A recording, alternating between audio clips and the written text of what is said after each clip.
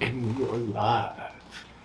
What's good, you guys? It's the Rated R channel here, and today's video is going to be the Glock 19 Classic Gen 5 versus the 43X. Let's get straight into it. So first we're going to start off with my favorite, the Glock 19 Gen 5 MOS. Yeah, you guys got flagged, but it's okay, because this puppy's cleared. But yeah, look at that. Beautiful. Beautiful. Honestly, I like this. This is my favorite gun. Like, hands down on all the Glock lineup. It's nice, concealable. It's perfect. It's perfect. I really don't have anything much more else to say about the Glock 19. Let's move on to its little brother, the 43X. Yeah, so this is actually a pretty popular handgun. And I don't know if you guys watched any of my previous videos, but I might have or might not have knocked on the 43X. And to be honest with you, I have my reasons. So let's get straight into that. First off, I want to dive straight in on the pros and the cons of both of these beautiful Glock pistolas. You know what I mean? First off, I want to start off with the 43X. I'm just going to say, like, dude, this thing is super slim, super pointable. It's like, it's a Glock. It's a Glock. It's just a much slimmer frame, 9mm Glock. You know what I mean? So as you guys notice, the Glock 43X is a little bit smaller than the Glock 19. But it's honestly not that much smaller. And, like, it's still pointable. I mean, it's a Glock at the end of the day. And now this is the 43X non-MOS.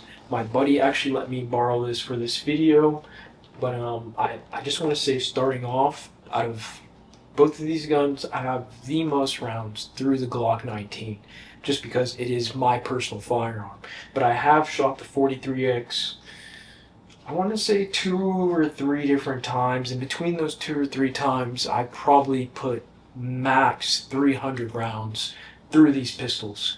So please don't let this video be like your final judgment on which one you guys should go to. I'm just throwing out my personal opinion, so take this all with a grain of salt.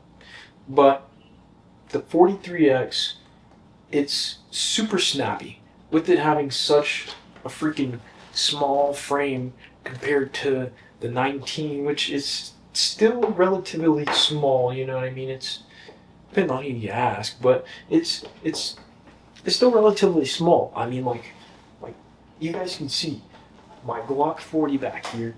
You got the 40, and then, like, can you guys see that?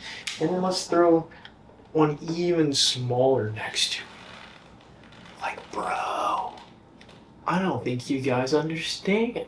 These things are freaking tiny, man. And the 43X, I can get somewhat of a proper grip, but once I start shooting this thing, my hands get a little sweaty. I feel like I'm constantly having to readjust just to get that same solid grip that I'm looking for. But I mean, that could be a personal thing. Also, because I've only put 300 rounds through it, I don't have enough training behind the gun to where I feel like I'm efficient with it. And I don't know. I feel like those are the only cons. And I guess for this particular handgun, with it not being MOS, that is going to be a con. But most of the 43Xs that you're getting these days are going to be MOS, so I'm not really going to bag on that too much, you know what I mean? But honestly, it's a cool little gun. All the times I've shot it, I mean, it's cool. I would conceal carry it if I could get better at shooting it. That's the only thing. And, like, I don't know, I've been seeing the new Ramjet come out. Now, that shit's like 400, 500. I don't even know. Can I say that on YouTube? I think so. Yeah, it's like $400, something like that. It's pretty expensive, you know. So not only would I be spending somewhere around 500 to 600 on a brand new Glock 43X, but then I'd be throwing another $400 attachment on there, which would bring this gun up to $1,000. And that's very, very hard for me to justify just to get this gun to where it'll shoot a little bit flatter. I'd rather just buy like a Glock 47, Glock 17, any longer length barrel if I'm looking for less recoil. That makes sense. That's why I bought that Glock 40 right there. You guys would be surprised with that 10 mil. You know, even though it's 10 mil, the gun's so big that it keeps it all down. You know what I mean?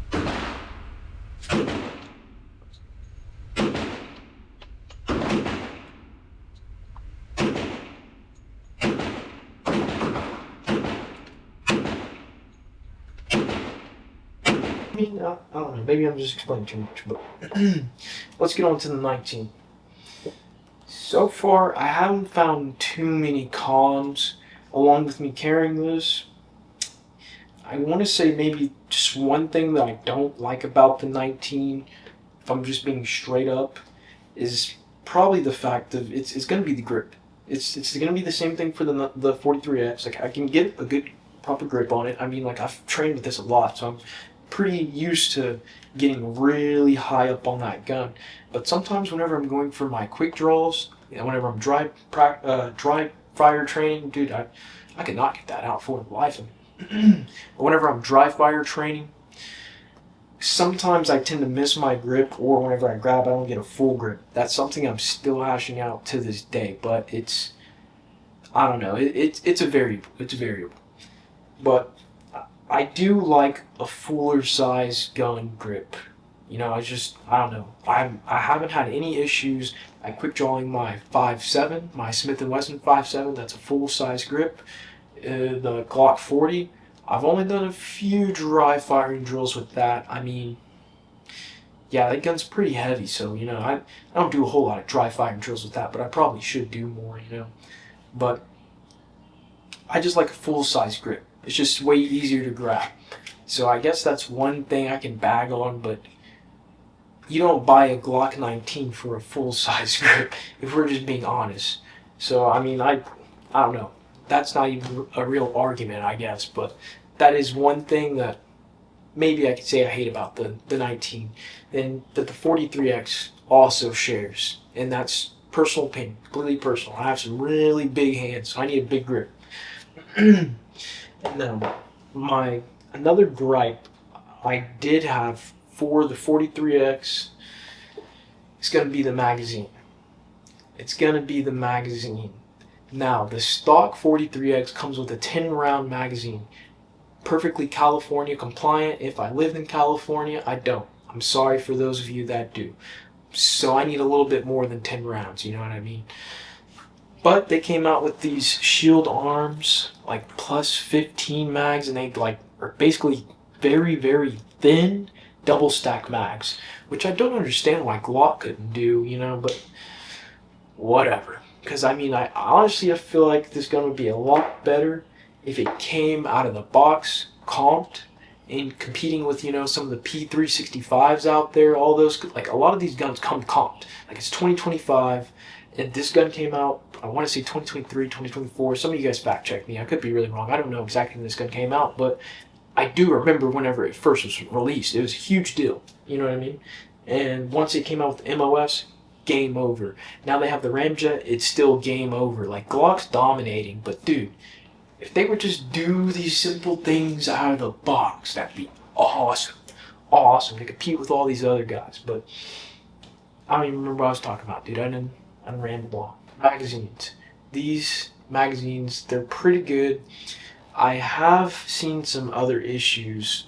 So a buddy of mine has a Glock 48, which is the longer version of the 43X. I've shot that. That's pretty cool. That's a gun that I can fuck with. But at the same time, I don't know. I think I take my 19 over it still. I don't know why, but it shot pretty nice. It's just, we'll get into that later. But 15 round mags, they're cool. The only issues I have had is if you look very closely right there at that little feed lip, the feed lip right here, sometimes it's extended way too far. It's like a manufacturing issue with these magazines. I don't know if they were resolved with the newer ones, but you guys can fact check me down below in the comments. But basically, the bullet will get hung up like right there. Like this isn't even doing it justice. I don't even know if you guys can see if it's blurred out or not, but it basically hang up right there at the edge of the shell of the bullet, you know what I mean? And it would cause it like just funk like mad jams until one, you went in there and just sanded that bad boy down a little bit. That tends to help. Or two, you just keep on shooting and racking and racking and shooting and shooting and shooting until eventually it sands itself down. Pretty impressive, right? Yeah. So most people tend to just go ahead and stick with the OEM 10 round magazine because it's Glock and it's reliable, which you can't really blame them. But me, I'm not gonna lie. These 15 round mags are nice. And me and my buddy, we did test out these mags, and he's tested out these mags. He's put multiples of rounds through this gun. And he hasn't had any issues with his mag so far. The only downside to getting one of these mags is not only are you going to have to, you know, maybe do some fixer-upping on the magazine itself, but for it to be functional, you're going to have to get one of these steel mag release buttons right here. As you can guys see, that's steel. And the reason why you need one of those is because if you were, the OEM one comes plastic.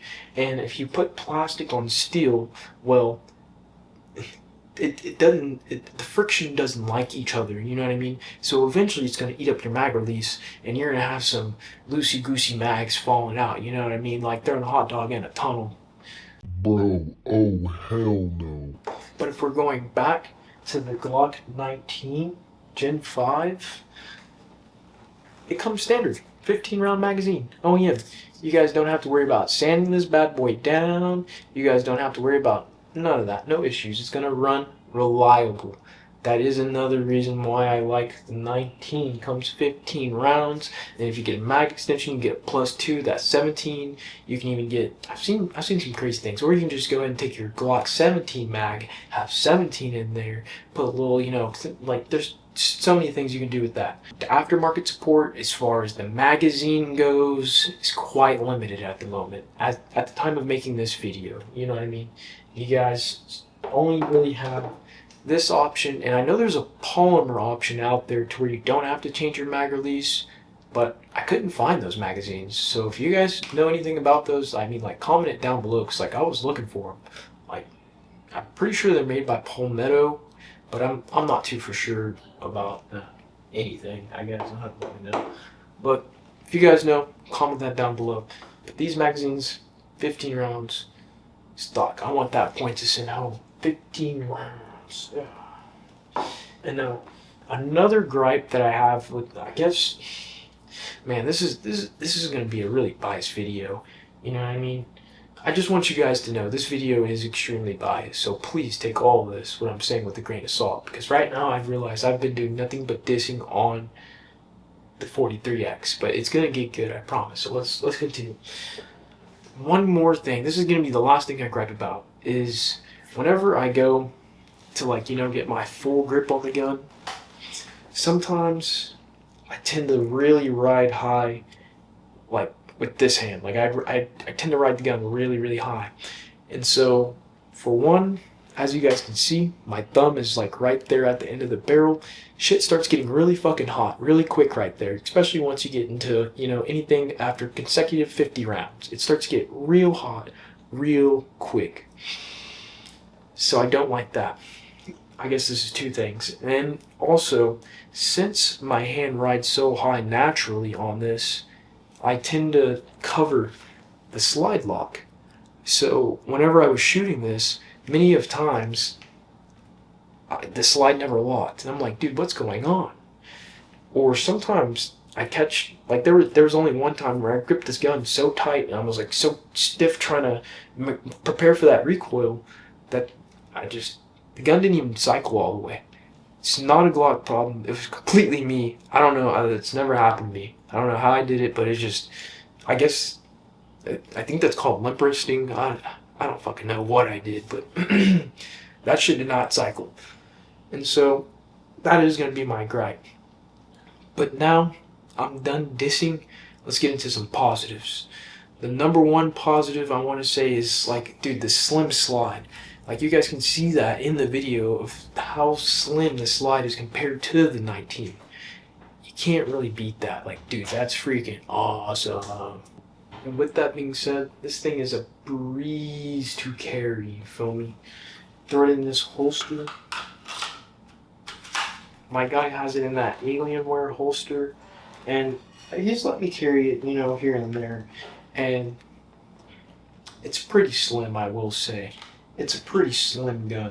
I mean, Alienware holsters, they're pretty good, but you can get an even slimmer holster and maybe add a wing on there too. And dude, your concealment, fire. And it's just not as bulky compared to the 19. But now, time for the final show off. In my opinion, if I could only choose one of them, I feel like you guys already know the answer to this. It's going to be the Glock 19. And the only reason why I would only choose the Glock 19 over the 43X, even after, you know, I've given you guys the benefits and it's basically somewhat the same gun, just a little bit smaller than the 19, it's going to be the fact of just the OEM mags. You can take 15, 17, all the way up to like 33, 55. I don't even know. You can get pretty crazy with the 19. So the mag compatibility is going to be a big thing for me, I feel like. But I think besides that, that's it. And I just shoot the 19 way better, so I'm like really biased on that. But I shoot the 19 way better than the 43X. I can't shoot the 43X like for shit. Like it's definitely a training issue and a me thing. It has nothing against the 43X. This is my personal opinion at the end of the day. But the 43X is a super, super, super duper snappy gun for what it is in a small package. But I'm going to leave it at that. You guys comment down below, which one would you take for your EDC? The Glock 19 or the Glock 43X? I appreciate you guys for watching this video. I'll see you in the next one. Peace.